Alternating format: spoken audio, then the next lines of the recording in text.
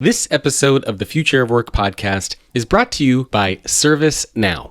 Today's workforce expects consumer-grade service experiences, but HR is too busy manually responding to repetitive employee inquiries, leading to lengthy resolution times and frustrated workers. With ServiceNow, you make service delivery more efficient for HR and provide fast, personalized employee service, even for cases that require action from other departments. This year, Forbes also named ServiceNow the world's #1 most innovative company.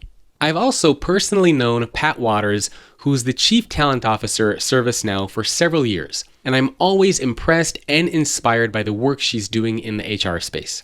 According to their CEO, John Donahoe, not only is ServiceNow helping to make the world of work better for people, but they're leading by example in using their own technology and platform to drive a truly digital and employee-centric experience within their organization.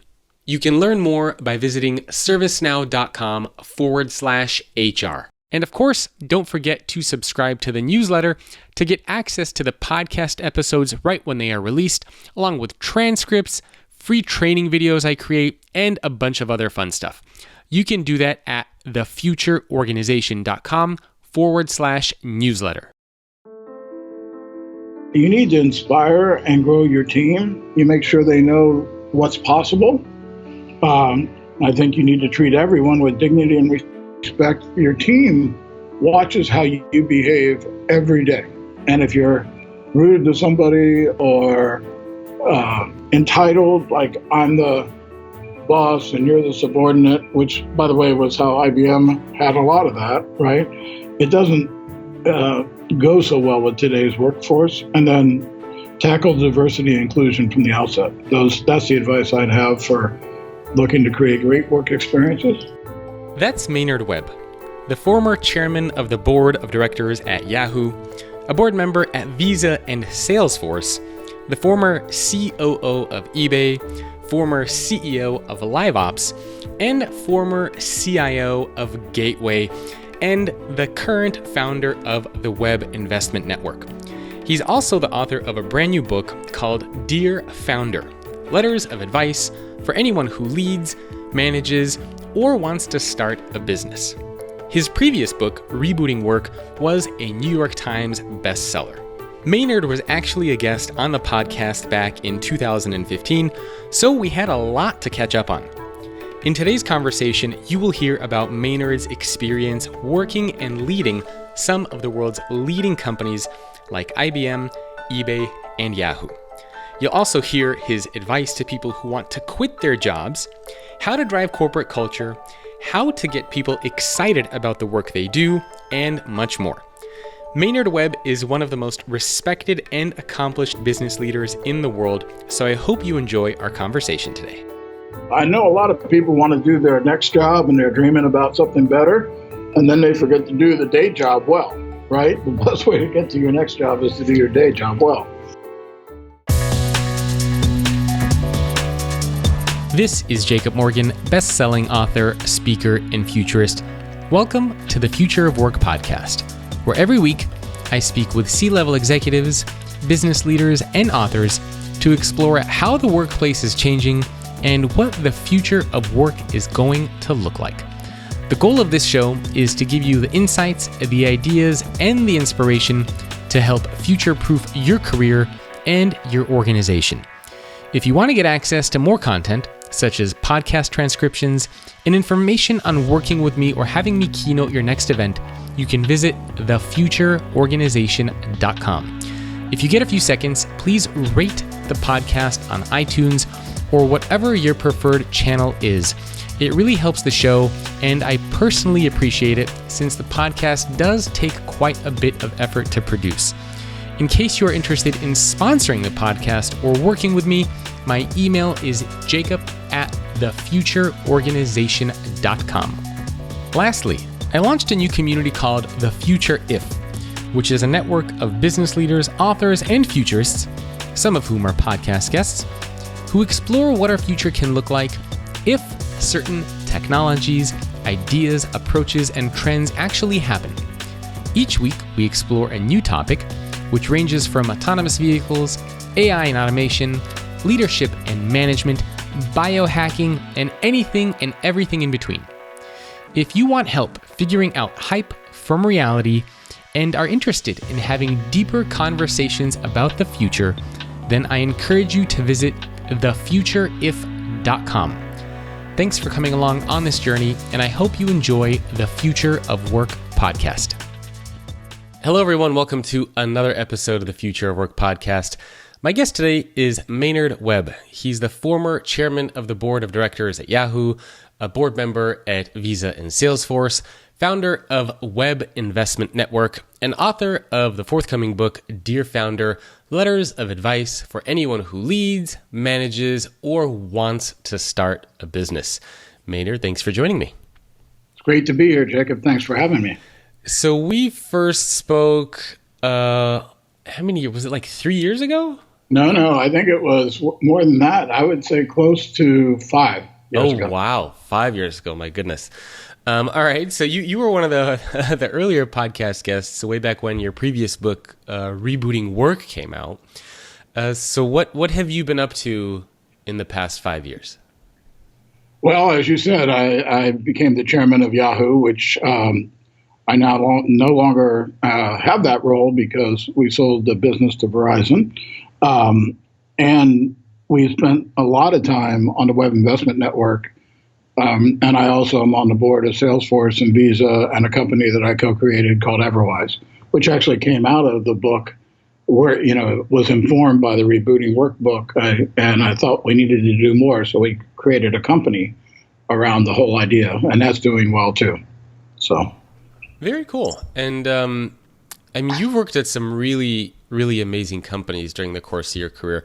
But why don't we start off with some just background information about you? How did you even get involved with any of this stuff? Like, what did you study in college? How did you get involved with all these different startups and live ops and eBay? How did all that happen? Well, I would first say no one should follow my career path because it's very untraditional. I majored in criminal justice in college at Florida Atlantic University and was going to go on to law school. And IBM hired me as a co-op student in security. And I did a good enough job. They offered me the chance to have a full-time employment in Rochester. And I thought it was Rochester, New York, but I was a Florida boy, and it was Rochester, Minnesota, which was a little colder. But I needed a job, and I went there, and I'd say that was the beginning of the start because I got to be in a great company where they gave you opportunities to do more. And within a couple of years, between classes that IBM gave me and university classes that I took, I became an early hacker for them in computer security, which I thought was great fun. And I would travel around and break things, which was awesome to do. And then I just kept taking jobs that were important and that I had not done before. And then I did them well. So I always went and volunteered to do things everybody else was running from. Probably the biggest one of those was the eBay job in technology. When I joined, we had CNN in the parking lot waiting for our next outage.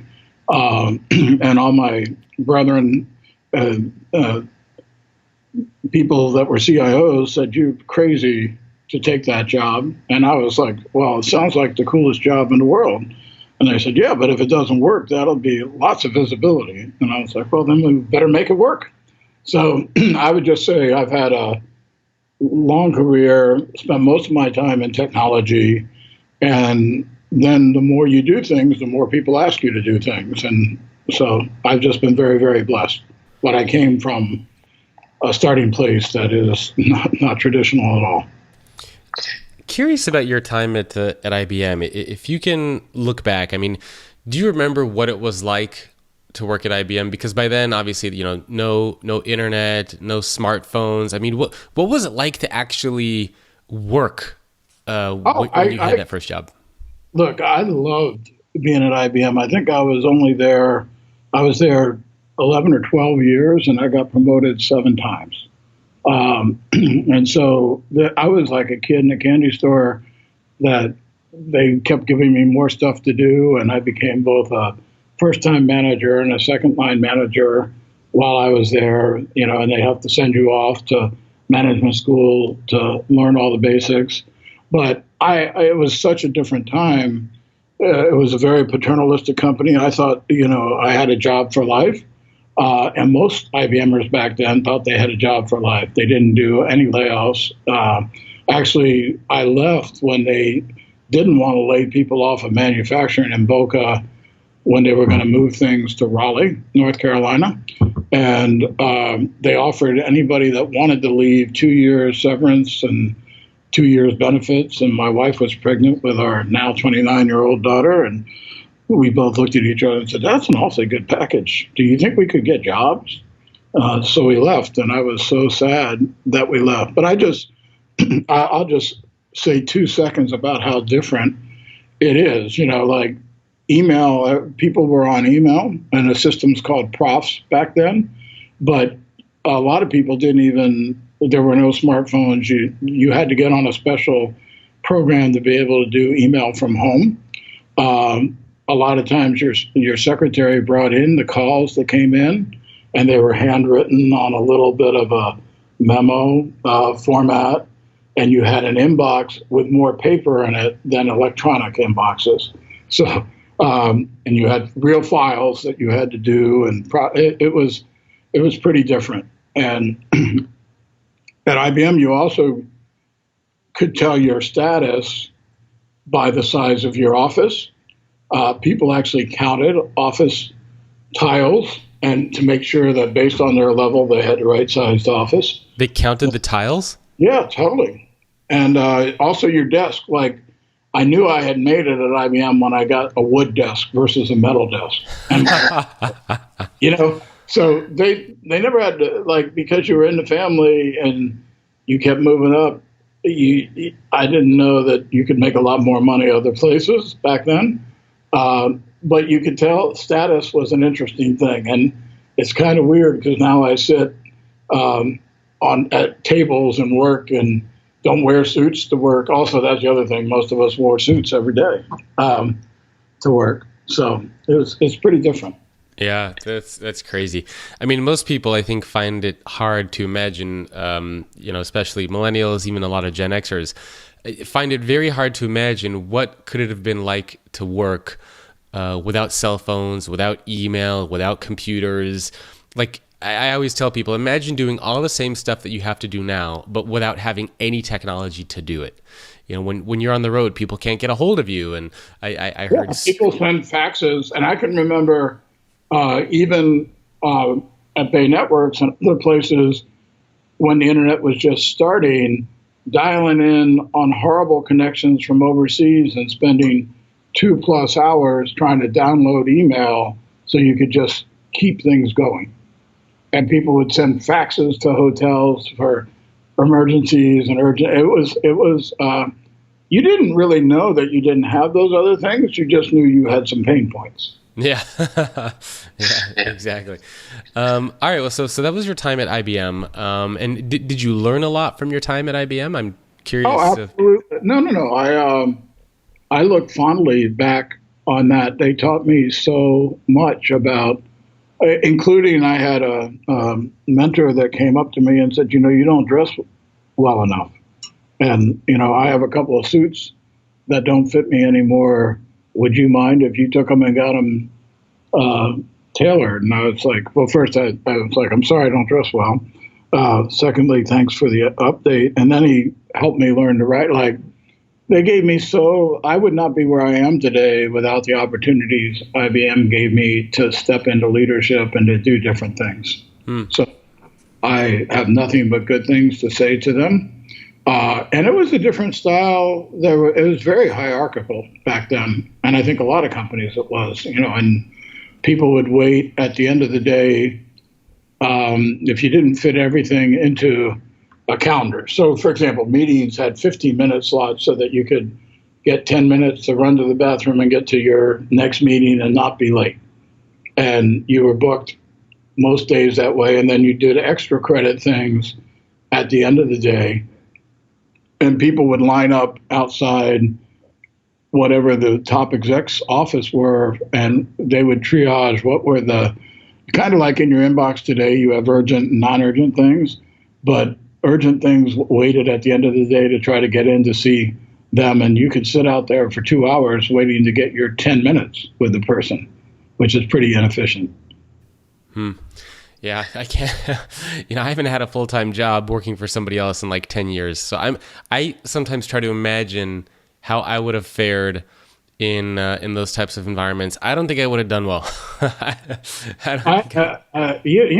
think you're taught, they did a good job of trying to teach you. They used to have classes on things like effective staff meetings, how to run an effective staff. And if you're a staffer, how to do really good staff work, right?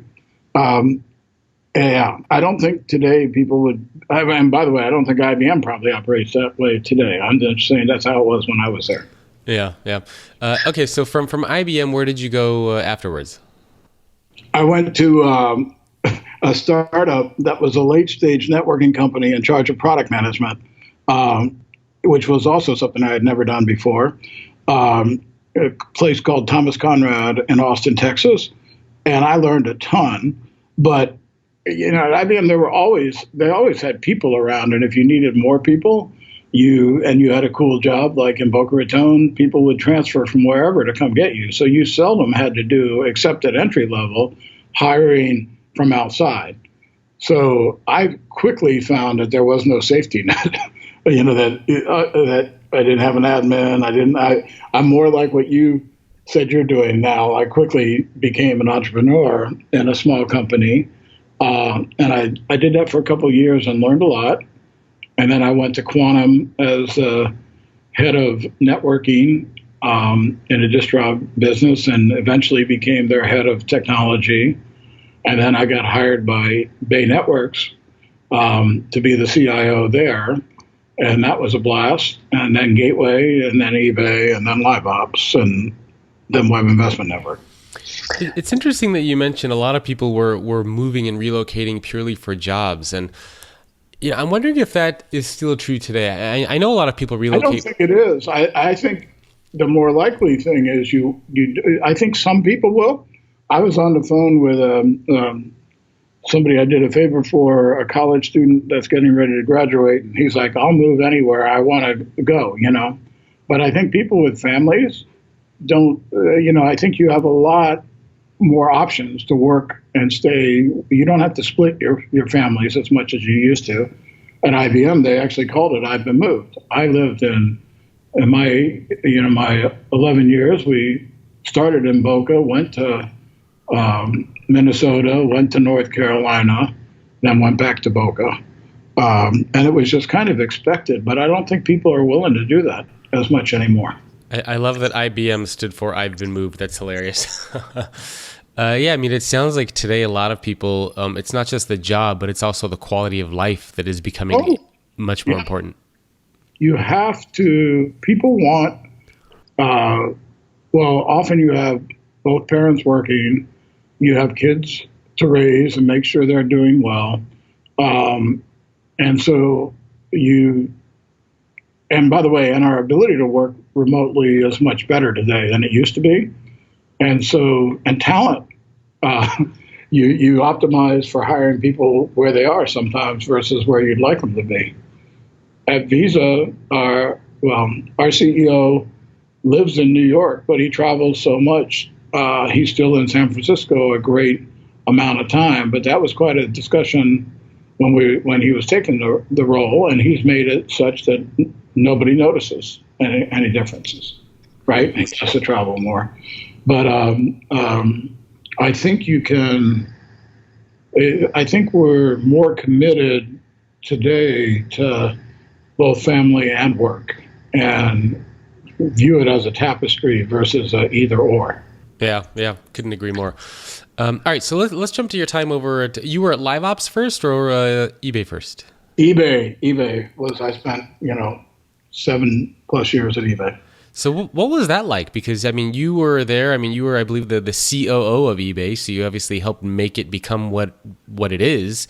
Well, I didn't start. I started as the president of eBay Technology and had responsibility for scaling the technology and architecting it so we could scale it.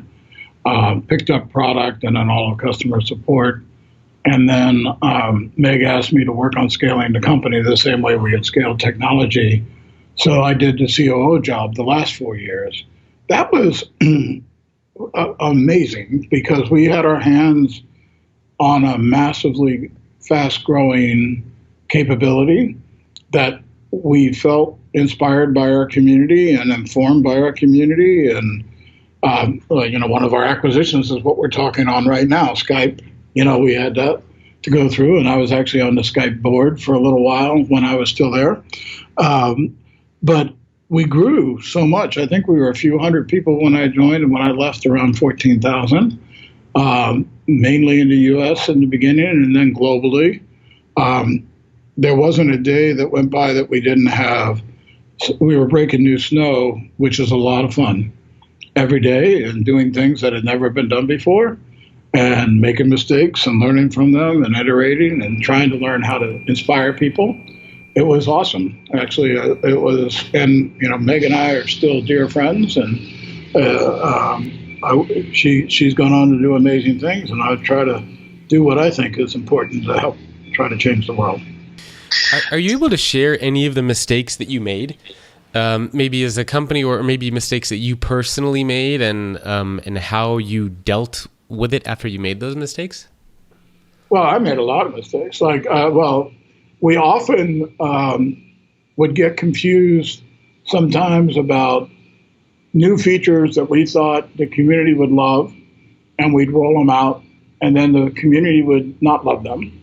And then there'd be this standoff of, they'll get over it and just leave it. And then they'd start offering to sell and these are our best power sellers. They'd start offering to sell all of their memorabilia on the site and say they're never going to come back.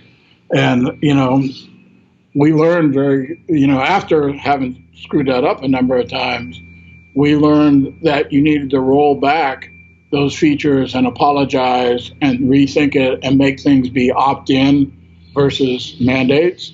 And so that's an example of something we learned a lot about, how to work with the community and lead with them instead of do things to them. I'd say our fee management structure sometimes led to a lot of problems. I also would say,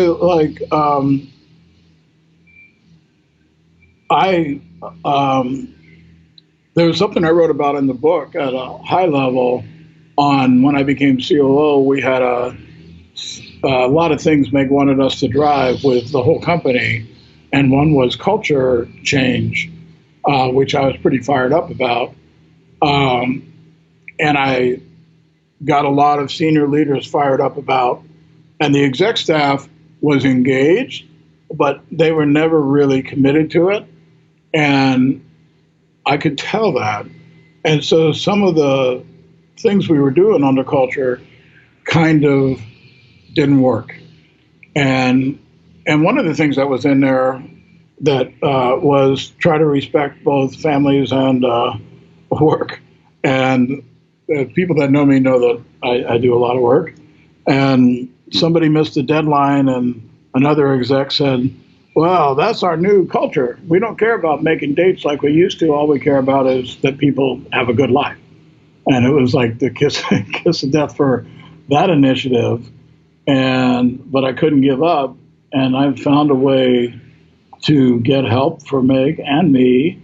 And Meg got really engaged on it and led us to a much more robust, fulfilling set of behaviors and values that I think lasted a long time. John tweaked them while he was toward the end of his tenure there, and I'm sure that they're different now, but that's an example of where we made the first start, and that didn't go so well.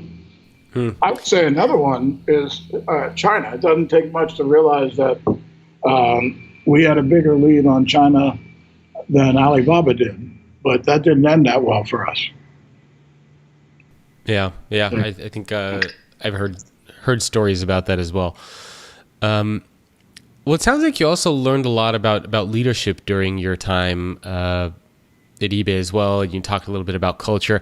I know that that's something that a lot of people keep asking. How do we drive corporate culture? How do we change corporate culture? How do you get other managers and leaders to buy in?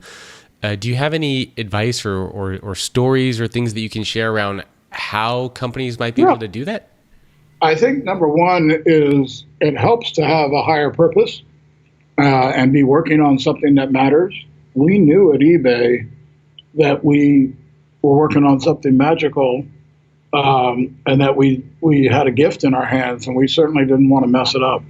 So number one is be working on something that matters. Number two, I think, would be winning at what you're doing. Growth is a good thing. By the way, I have seen so many things, and I think whether you're growing or shrinking a company, it's hard work.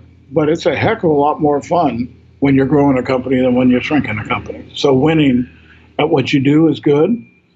You need to inspire and grow your team. You make sure they know what's possible.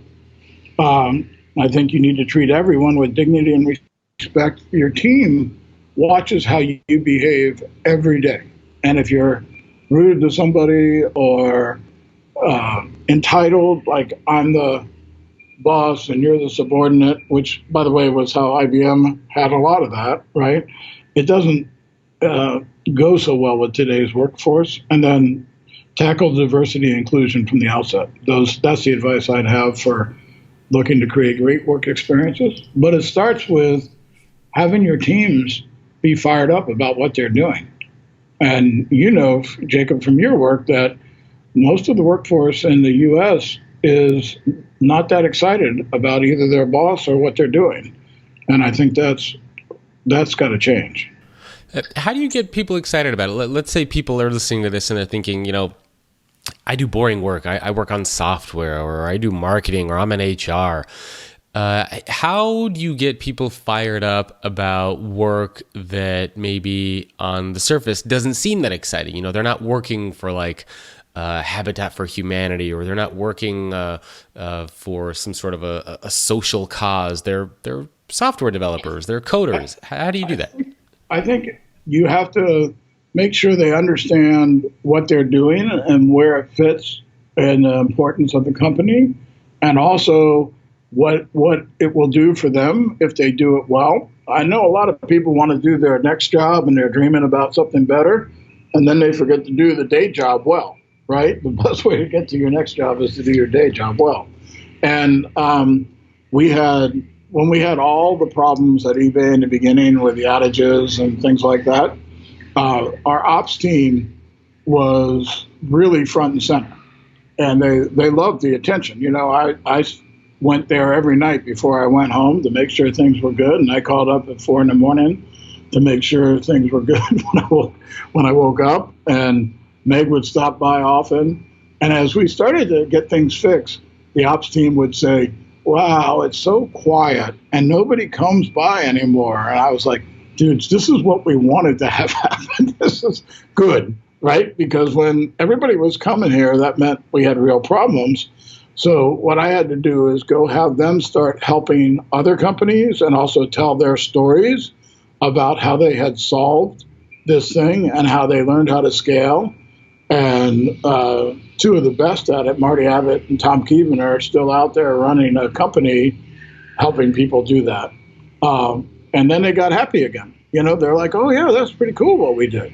And we can help others learn how to do that. So I think it's you. And then I would always ask my teams, Jacob, what are how do you fit? Everybody always looks at trying to improve, but they sometimes think that a little improvement is good. And I always try to push teams to be cognizant of who the best in the world was at what you were trying to do, and then see where you fit so that you had something to aspire to that was better. I was wondering if maybe you could talk for a minute or two about what it was like to work with Meg and what you learned from her and how that relationship was. It was amazing. Actually, I have so much I owe to her on my personal growth. She was super inspirational and charming, and I had never been around people that were so charismatic that people clamored to be in her presence. And I sat next to her in a cube every day of my career there. And I had never done that before either. But we learned to talk shorthand with each other. We're still, friends with each other and would help each other. It didn't mean that there weren't moments that things didn't always go perfectly. And one of the mistakes that I would make, and I had the same issue, and I told Marissa about this issue, I get a lot of stuff done, and my say-to-do ratio is pretty high. But sometimes when I first started as COO, Meg would say, let's talk about this. And I thought we talked about it, and then I should go do it, right? And I would jump and do it. And she's like, I was just brainstorming. So, I wasn't ready for that to be done yet. And with Marissa, we developed, she's like, I don't want you to be Action Jackson right now. Let's just talk through all the different things. And so I had to learn her style, and she had to help moderate mine. But she also had such a great touch on so many things. She knew how to tee things up. She could see around bends better than I could in the beginning. And it was an honor and a privilege to work with her every day. And of course, for those people wondering, we're talking about Meg Whitman. I realize we just have been saying Meg, and people people might be saying, "Who's Meg?" So we're talking about Meg Whitman for those of you who are not familiar. Well, great. I mean, it sounds like you definitely learned a lot from eBay, and I appreciate you sharing some of your insights from there. I know we can't talk too much about Yahoo. We could maybe just talk about it at a high level. But maybe you could share, how did you get involved with Yahoo? What are some of the things that you learned working there and with Marissa? Well, first, I got involved. I got a call as I was transitioning from the live ops job that said they were looking for a board member that could help on product and technology at Yahoo. And I don't know if you know this, but Yahoo almost bought eBay right after I joined. I remember. Yeah, and I was thrilled that we didn't get purchased, but I'm a huge fan of the internet, and I thought it would be an honor to help this company. And so I joined, and then Scott Thompson got hired. I was still in the process of joining. Scott Thompson got hired. I had hired Scott at PayPal to be the CTO. Reporting to the head of PayPal and to me. So when he was being the CEO, I was like, well, that's interesting. I could probably help him. So we jumped in, and then we had the resume issues and activists tied to that, and Scott resigned. And then I was like, well, this is not looking like this much. Doesn't look like this is that much fun. And then they said, well, will you be the head of compensation committee? And I'm like, that doesn't sound that fun to me either, but I'm happy to do it if needed. And then I was in charge of the search committee, hired Marissa, but then I was the person that was chartered with my team to negotiate a contract, which we did. And so we got to know each other a little bit. And it was a delight to help her. She fired people up to try to change a company that had not been growing at certainly at the speeds that Facebook and Google were growing, and it was an exciting time. But the truth is, it was complicated because remember when I talked at eBay and Alibaba, Yahoo, most of its value was tied to Alibaba, and most of our investors wanted that money back in a tax advantage manner. So we eventually had to separate those assets, and that's why you have Altava today, and Verizon ended up purchasing the Yahoo business. But I had a blast working with Marissa, and I think we had a really good partnership. And we went through some. Everybody knows that there were some challenging times, but I hope Marissa would say. I know I would say that I'm still deeply appreciative of the chance that we had to work together. Are you able to share maybe some of the most important lessons that you learned from Yahoo and from working with Marissa? Oh, I think I don't know. No, probably not. But on Marissa, it was just like giving each other the benefit of the doubt and knowing that we had each other's backs and we're trying to do the right thing for everybody, investors, employees, strategy, and realizing that it was hard. And part of the problem was we were doing things and we were making inroads on some things, but we weren't growing fast enough against a market that was faster. So we were losing share, and I'd say that was one thing we kept pushing on, because you can get excited about doing a little bit better, but then if the market's moving faster, you're not in a good place. Yeah. No, it makes complete sense. And now let's take 90 seconds to hear from our sponsor, ServiceNow, and their Chief Talent Officer, Pat Waters. Every company has an employee experience, those intentional and those organically created. For CHRO, you start by crafting your vision and you look at those moments that matter. They look at what is the business problem or opportunity they're trying to achieve, and they craft their talent strategies to not only achieve that goal, but actually to set themselves apart differentially in the marketplace to attract great talent. What I like to look at with my peers is, how do you automate the processes that are repetitive? How do you create insights into tools and technology that allow me to think ahead, not 2 steps, maybe 5 steps? How do we create tools that create less friction for me as an employee, that makes me free up opportunity and time to do things that I love to do? That is changing the way people do work. CHROs are helping redefine how talent works today. The benefits of intentionally crafting an employee experience is high. It's retention, it's engagement, it's better productivity, it's unlocking discretionary effort.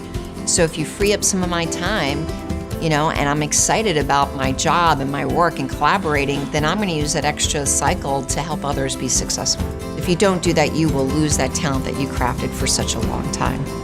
The most successful CHROs today are looking around the corners, and I can't wait to see what they find. If you want to learn more, please visit servicenow.com/HR. And now back to the podcast. All right, so I want to shift gears a little bit and talk about your new book, which I had the opportunity to read. And I thought there were some really fascinating insights and stories that you shared from there. And I think they're very much applicable, not just to people that want to be founders, but also to people that are employed full-time. And so I took a couple notes here, and I want to start off with the first question, which is, in general, when you look at the world of work, what do you think of today? So if somebody were to say, big picture, what do you think of what's going on in the world of work today? Well, I think it's complicated. I think we have all these positions in companies that they're looking for talent, and we have all these people who really want to do more meaningful work, and we haven't yet found a way to make that happen seamlessly, to connect those. So, and I think often our employees are looking for the company to guide them in every way. And I think a lot of employees like you are on your own doing things, right? And you like that. So I think I think we have a lot of changes that are going on and a lot of unhappiness and a lot of positions that need to be filled and a lot of people not growing the talent or taking the chances on the talent to put them in those key roles. So I think that's a great way to sum it up. Well, next question for you is, I get asked by a lot of people, and I'm sure you do as well. I get this question from either people that are in college or from people that have full-time jobs that are debating if they should quit their jobs and go out alone, or people that are in college who are debating, should they go out alone or should they go apply for full-time jobs? I mean, what advice would you give to these people, considering obviously your book is all about Dear Founder? Yeah, well, the very first letter speaks to that. I think, first of all, I'd have a word of caution. Being an entrepreneur and being on your own is exhilarating, but it is extraordinarily hard and lonely, and most people aren't cut out to do it, for as cool as it is. And if you're not really willing to take those risks and be lonely and build something from the ether, you probably have a much safer path to a good life in a company. But if you want to create something that could last for generations, being a founder and starting from scratch can be super rewarding, but it's super frustrating. So I would say you have to really do a gut check on what are your motivations and how willing are you to do the work that's required to become successful as an entrepreneur. If you do that, I think you'll be happier than if you were in a company. But a lot of people can have very good lives and very good careers and very good balance by being in a company. And so I would just have people check in and understand what that's really like, because the pressures are enormous. Yeah. What's harder, having a full-time job or going off on your own? Oh, I think having a full-time job is easier than going off on your own, because you're going to work more hours. You have more degrees of freedom, and nobody's telling you what to do, which I love, and you make it work. But then you have people that depend on you, and you also have to. It's just like writing a book. You have to put your art out there, and people will either like it or not. But it's your art, right? It's very visible. Same with building a company. If you build a company, it's either successful or it's not, and you have to decide: do you reiterate, pivot? Do you build it? And so, it's got a lot more safety in a company than it does to be on your own. Yeah, but And I suppose building a company also could mean, for example, in my case, right? I don't actually have a traditional company as far as like software that I sell. But, I speak kind of like you do. I write books, so that's kind of the company. That's the business. Yep. So any differences between sort of being an entrepreneur and launching a company where you sell something versus being an entrepreneur and kind of building your own brand and that's kind of the product?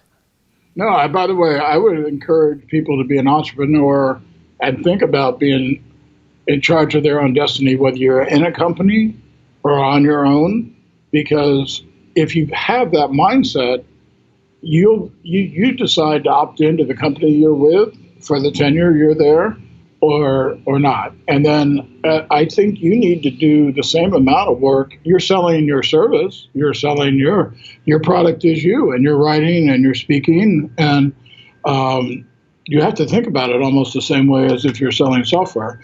The key question for you is scale.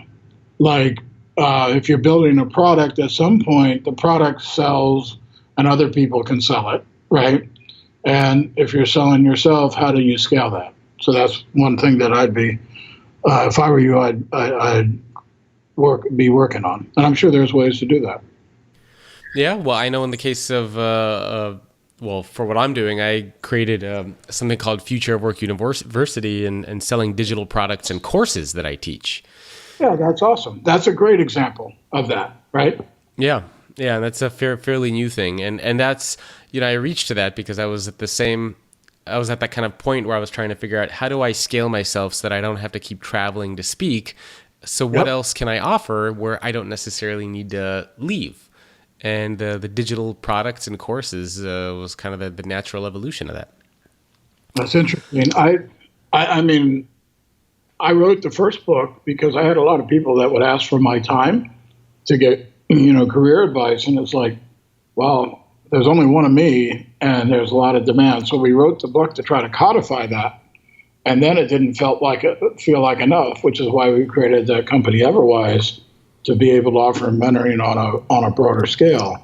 But we had the same thing happening in the Web Investment Network, where founders were so happy to get advice from my 90 affiliates, but they went away and the other 100 CEOs didn't get that same advice. And so part of writing Dear Founder is tied to codifying some of that advice for not only our founders, but for the world. And then it's like, well, is there something else that we should be doing beyond that? So I'd love to know more about your universities. I'll check them out.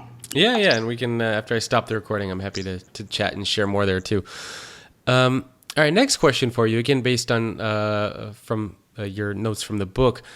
For people that do want to quit their jobs, they're miserable at work, they don't like it, or they want to go off on their own, how do you then figure out what you should do? How do you figure out what the next step is? Like, let's say today I had a full-time job and I said, you know what, that's it, I've had it, I want to go off on my own, starting tomorrow, putting in my 2 weeks. Like, what are the steps that you can take to start going off on your own, and how do you decide what you should even be doing? My first advice would be, before you just quit and walk out, what are the pieces that you need to own, and what your situation is and why you're not happy. I had a section in my last book called The Disenchanted Employee, which is probably the worst place to be, right? And often you need to quit and do something else. But a lot of times, if you were cranky and unhappy at this job, if you take another job, you often end up in the exact same place. And then you got to realize that there's some things you're doing, or your attitude, or what your art might not be producing at the level it is. Now, if you're just itching to not be in corporate and you want to be an entrepreneur, I would say get started. And by the way, you can start that while you still have your job, because there's a lot of complications. Like, if you leave and you have a family, you got to worry about how much savings you have and how long they're going to exist. So I would say it's amazing how much time we all have. We think we're all super busy, but we all find times to do the games we want to do, or watch the foot. I love football and watching sports we want to watch. Maybe you should spend some of that time actually starting something and see if you can get it going, and then see if you like it enough to jump all the way. I started the Web Investment Network while I was still the CEO of Live Ops, and I did it after hours and on weekends, and it was like, wow, this is so much fun. I'm going to have to do this more than a regular job. And I did that with my board's full knowledge, and so I would start experimenting with that to see if that works before I jumped all the way in. Yeah, and I kind of took the same approach where I had a full-time job working for a marketing agency, and then on the side, I would be writing blogs. I would try to get freelance gigs on Craigslist. So I kind of did both at the same time. And then, yeah, of course, I was much younger, so I didn't have a family. I didn't have a mortgage, very few expenses.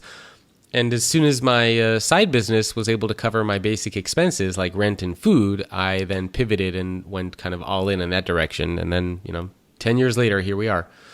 Yeah. And you're having a blast, right? Yeah. I mean, I have a wonderful time now. I get to speak with folks such as yourself and speak and write books. I mean, it's you work for yourself. You definitely work more hours. You definitely work harder.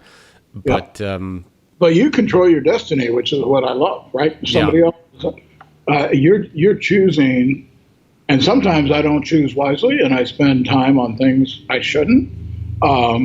But you still made that decision. Yep, absolutely. But I think when you first start off, there's kind of this point where you're sort of running double, right? Because you have the full-time job and you're also doing your stuff on the side. So you're kind of like in the red, so to speak, for a little while until you can kind of decide and cut one of the two.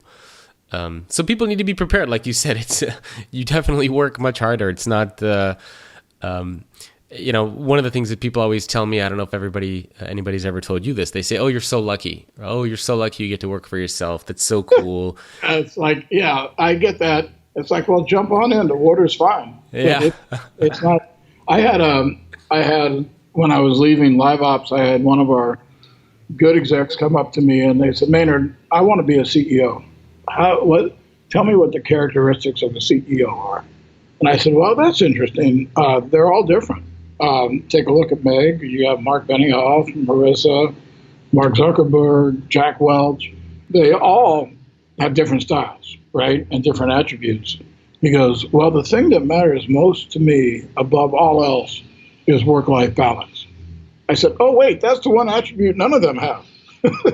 And they all work on getting better at it. But if you're going to be the top person at a company, it's hard work. And if you want to get to be the top person in a company, unless you found your own company, it's going to be hard work and a lot of other people that are really willing to work hard. So you might want to actually see if work-life matters more than anything else, you might want to recalibrate what job you want. Yep. I think the same is true with founders, right? It's not like that easy. No. And the next time you tell a speaker or a founder of a company, "Hey, you're so lucky," why don't you ask them what it took to get to that point, and how many years it took, and how many hours they used to work every week to get to that point. So it definitely is probably the hardest thing that anybody will ever do. But it looks better after you're already at that point where you've become successful. But when you get to that point, I mean, even now I still work harder than probably most people I know. But it takes 5 to 10 years. So, well, yeah. And then, you're committed to say, okay, now what? Just like you expanded into all your other classes, right? So you've done what was soul food to you and built a good practice. And now you've got now what, which is another set of initiatives that you have to do. So at Win, what we've done, we don't brag about or talk about this much, but we create Win Labs, where for the last several years, we've helped generate new companies from scratch with founders that we love. And we do 3 or 4 a year, and it's a ton of fun. But we also get access at a very early stage. So in addition to the normal investing where somebody has a company and everybody tries to screw you around and find it, we thought maybe we should just build some. So we're out doing that as well. But that's got a whole new set of obligations and work that comes with it, right? Yeah, for sure. I'm curious, what's your take on the importance of having a personal brand these days? Is it crucial regardless if you have a full-time job or if you work for yourself, or is having a personal brand maybe not even that important? I think it's very important. People have to know who you are. And by the way, I wouldn't be all about just marketing myself without substance. You have to, I had to figure out when I was a CIO, what did I want to be known for? And I opted to be known for as the person who took on enormous challenges and then found a way to get them done. So I probably first became most famous for, back in the day, doing SAP at Bay Networks in less than a year, company-wide, when they'd had 3 failed attempts, and then the whole team got put in the Smithsonian for that effort. But there were all kinds of different CIOs, but I opted to take on the big ugly projects and find a way to make them work. And by the way, that's why eBay came after me. So I think you do need a personal brand and what do you want to be known for? I think everybody needs that, whether you're in a company or on your own.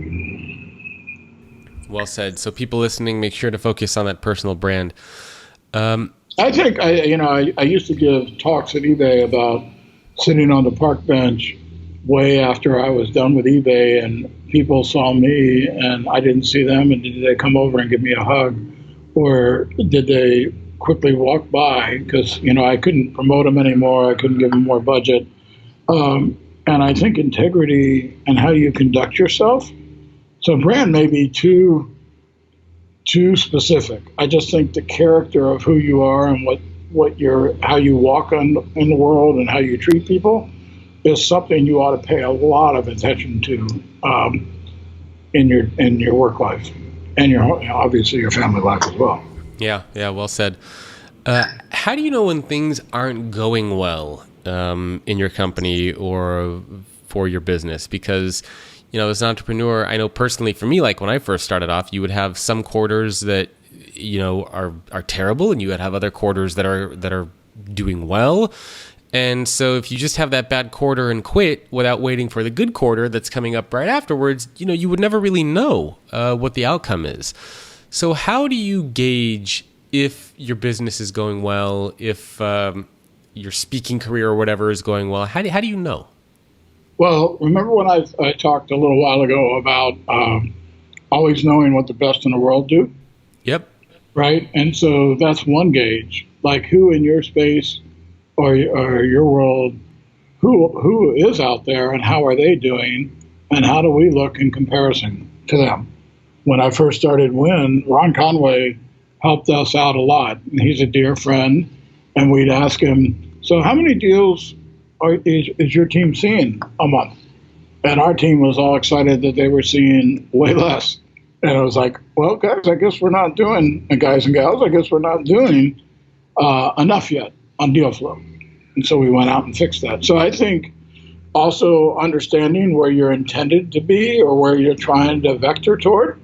And frankly, in the Web Investment Network, I have constrained our growth because I am self-funded. I'm using our own money, and people really want me to raise a fund, but I don't want that because then I've got a job and I have people I have to report to, and I love being on my own and making decisions. And my 90 affiliates, we give them a chance to invest, but they make the decision, not me. And they put their money alongside of mine. So I'm personally holding our growth back, but I'm happy that I am. But my team isn't always happy with me because they see that it could be so much more. Yeah, it's a tough, difficult sort of balance and choice that you have to make. So I guess that's a great gauge to use is what is happening to the very best and kind of the direction that they're seeing and if you're kind of moving in the same trajectory. Yeah, I mean, like in your world, I don't know who you would look to be a guiding light.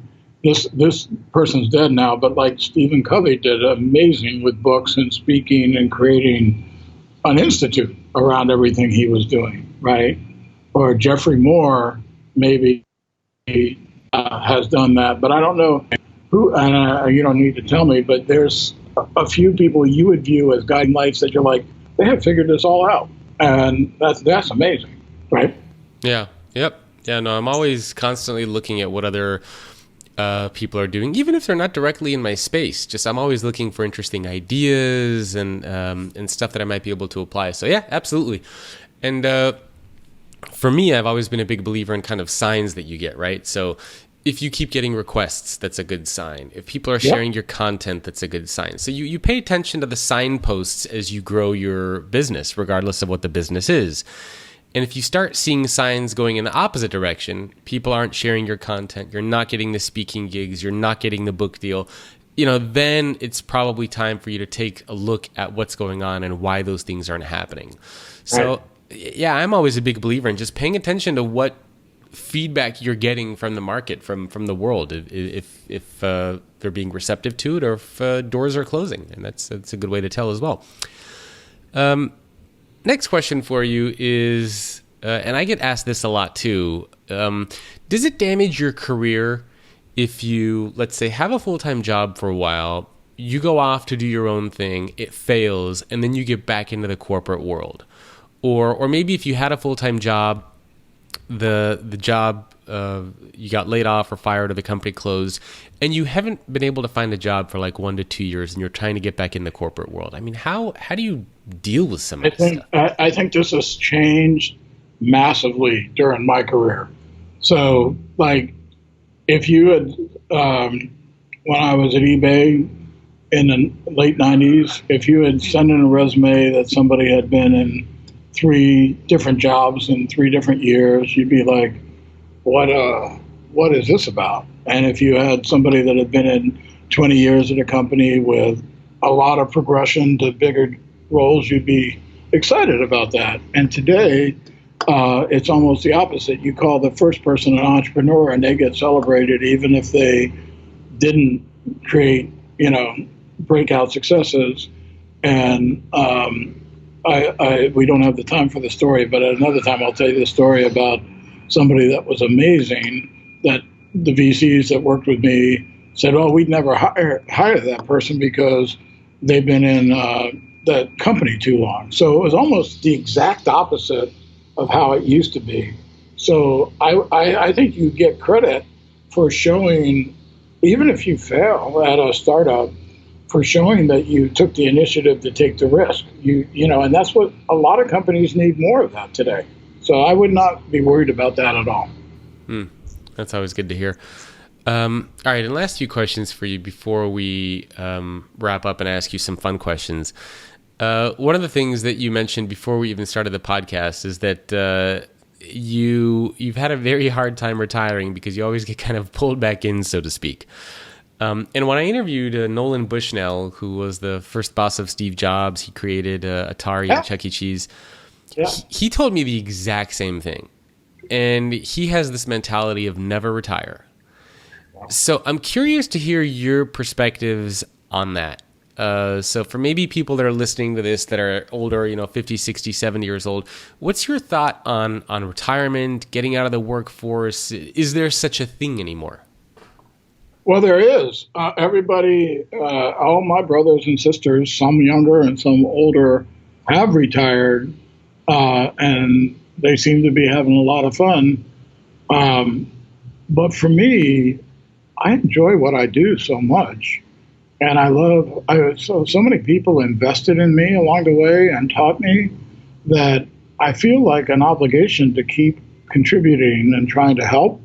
And so I'm trying to do more things with my family and have more degrees of freedom than ever before. But I don't want to give up on I don't want to just say I'm retired and done, because that doesn't appeal to me. I really want to keep contributing and finding a way to have both sides. But at some point, maybe there's less of my time. I'm still pretty full time. But I don't have that map. I should have the map, but I really don't. And that's what I'm trying to figure out. Yeah. Yeah, and you've been doing a lot of different things over the course of your career. So you and Nolan definitely, I think, share the same same mentality. So I wanted to ask you just a couple of fun rapid-fire questions to end the podcast so people can get to learn more about you a little bit. And the first question for you is, what's the greatest failure you've ever had to deal with? Well, my first marriage didn't work out well. And now the kids are all grown and they're doing well, and I'm still in their lives, but I would not have put that down as something I did great. My second marriage is amazing. I've been married for 33 years, but my first one did not end well, and that's unfortunate. Yeah. What's the most embarrassing moment you've ever had at work? Oh. There's probably been, I know. I was at Quantum, and I bent over and my pants split. And when I was doing a speech to a big audience.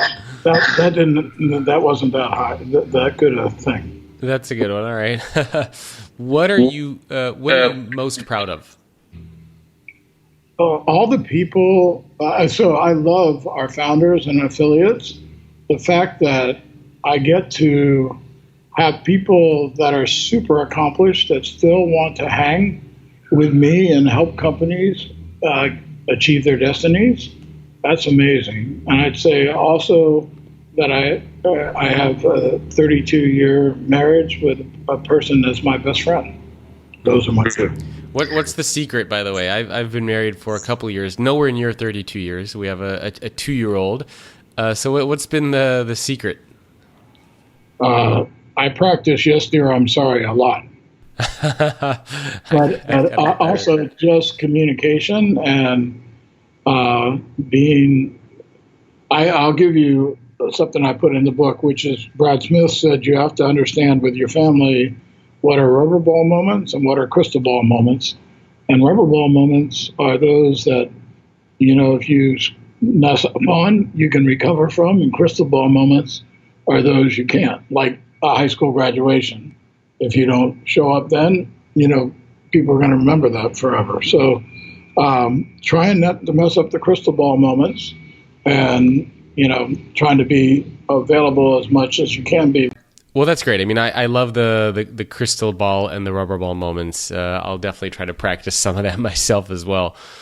Well, I know we could keep talking, and I have plenty of other questions that I'd love to ask you, but I also want to be respectful of your time. I know we're at the top of the hour. So where can people go to learn more about you and your book? Please, you can go to my website, MaynardWebb.com, and it'll take you everywhere you need to go from there. All right, perfect. Well, Maynard, thanks for taking time out of your day to speak with me. I really appreciate it. Oh, I love what you're up to, Jacob, and I'll look forward to learning more about all the new things you're doing as well. Thanks for having me, and I'm sorry I have another meeting. No worries. Have a good rest of the day. Cool. Thank you, sir.